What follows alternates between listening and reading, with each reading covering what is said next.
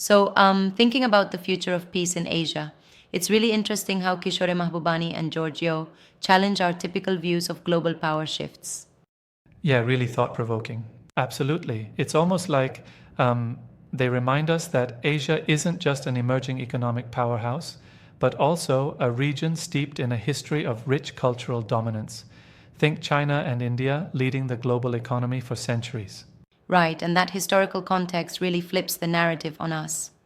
For example, before the Western colonial era, Asia had, two giants steering global Mhm. trade. This resurgence is very symbolic, don't you think? Definitely. And we're seeing this resurgence play out in modern terms, with China challenging American power and India, well, basically aiming to secure its spot as the third largest economy by 2030. Exactly, exactly. It's like a rising tide of ambition and potential. But it begs the question: with all this economic might, can Asia truly maintain peace, or will internal conflicts rise? Right. That question, can Asians think of peace, as the book title poses it, is very incisive.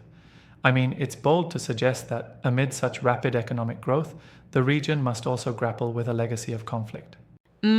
Yeah, it is intriguing.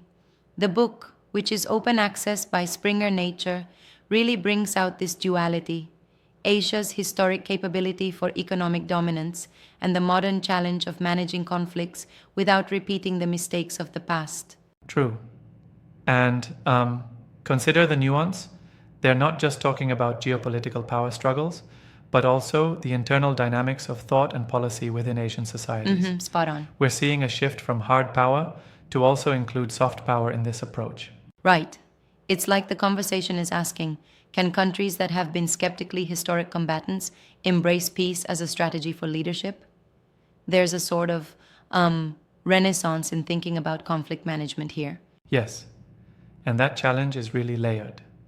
While China projects a formidable global stance, it's also dealing with internal contradictions. And India, as it continues to rise economically, must balance between rapid growth and social stability. Exactly. And if you look at it, these challenges demand a shift in mindset, from classic military buildups to more sophisticated forms of diplomacy, conflict resolution, and even economic integration. It's Right. all about redefining what power means. Yeah? Yeah, and frankly, one might wonder, can historical narratives really be reshaped by current policies? There's a risk here, and sometimes I feel that the optimism might overlook some hard realities. I get what you're saying, and that's a valid critique. But the dialogue between Mahbubani and Yeo seems to challenge those pitfalls by blending historical insights with a forward-looking strategy for peace. Intriguing point. It is. And it's interesting how they tie in historical dominance, China and India leading global economies before colonial times, with the idea that Asia can leverage its heritage to manage modern conflicts. Absolutely. It's almost like a double edged sword. On one hand, there's this deep rooted tradition of rich cultural integration, and on the other, the modern state interest driving competition. Yes, indeed. You know, while I appreciate the balanced approach, I do wonder, isn't there a bit too much reliance on historical prestige to guide modern diplomacy? The challenges of today are sometimes unprecedented. That's a fair critique. I mean, history is an essential teacher, but it doesn't always have all the answers for new dilemmas like cyber warfare or, current economic sanctions. Valid point.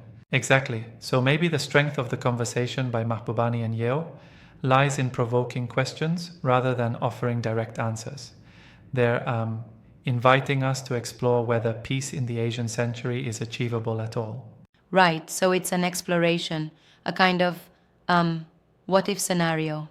What if Asia can indeed redefine a peaceful rise while accommodating its own internal diversities and Yeah. external pressures?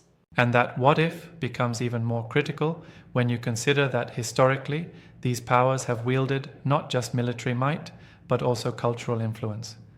Now, as they reclaim what some might call a lost glory, the question of peace versus conflict becomes central. Absolutely. It's like a balancing act between economic renewal and, well, conflict prevention. They're using current economic trends to project a future where Asia might lead not only in wealth but in sophisticated diplomacy. Right, which makes me think, can we really separate economic success from, say, social harmony? Because if the internal strife intensifies, all that economic potential might be undermined. Exactly, and that's the crux, isn't it? The conversation really pushes us to consider peace as the ultimate goal rather than just a byproduct of economic power. A kind of Definitely. strategic peace rather than accidental quiet. Yeah, it's a proactive stance on conflict management. And what's powerful here is that the book and the discussion seem to blur the lines between economics, history, and diplomacy. Right, and that's really critical. When you start mixing these layers, you can see that peace in Asia isn't just about treaties or military strategy. It's about cultivating a mindset and a set of policies that honor both historical Indeed. legacy and modern realities. I like that idea. And there's a sort of Renaissance flavor here, like a new age of strategic thinking that could set a global example. Imagine if Asia evolves into a beacon of peaceful development while managing its rapid growth. Absolutely. It's almost like reimagining the idea of an international community.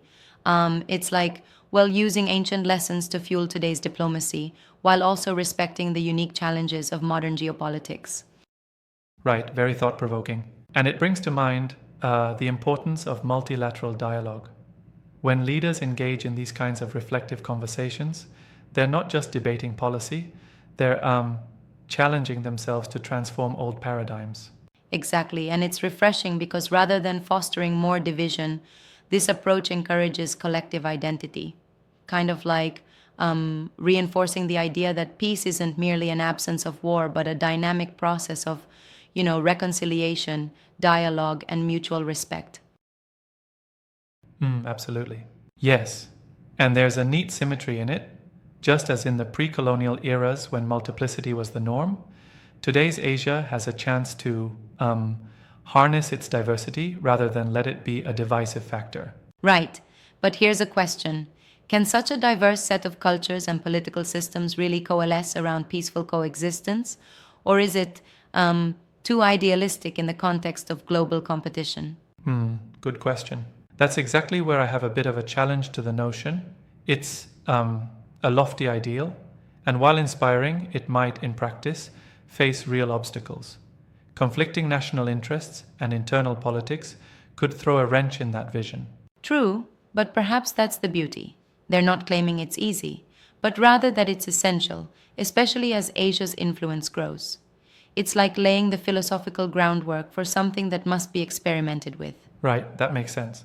Exactly. It's more about starting the conversation and provoking policymakers to think beyond traditional power struggles toward a framework of, well, cooperative security. And it resonates with the idea that peace is an active, ongoing pursuit. I mean, it's not a static condition. You have to continually work at it, adapting to new challenges as they arise.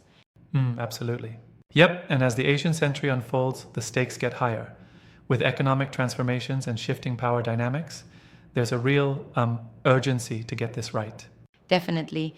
And the dialogue between Mahbubani and Yeo is timely because it bridges theoretical insights with practical policy dilemmas. They push for an outlook that sees conflict management as pivotal to progress. Right, exactly. It's almost as if they are calling on all Asian leaders to reconsider their inherited paradigms, melding tradition with innovative strategies for a harmonious future. Exactly. And that open access nature of the book means that these ideas are widely accessible, encouraging a more inclusive debate on what a peaceful Asian century could look like. Yep, that's key. In the end, it's about ensuring that Asia's resurgence doesn't come at the cost of endless rivalry and destructive conflict. There's real potential here if the message is heeded by both policymakers and the broader public. Absolutely. And while the challenges are manifold, the discussion really highlights that peace, when actively pursued as a strategy, can be a powerful engine for stability and progress in the region. I completely agree. It's been a really engaging dive into these perspectives, exploring how history, economics, and diplomacy converge to shape the future of peace in Asia.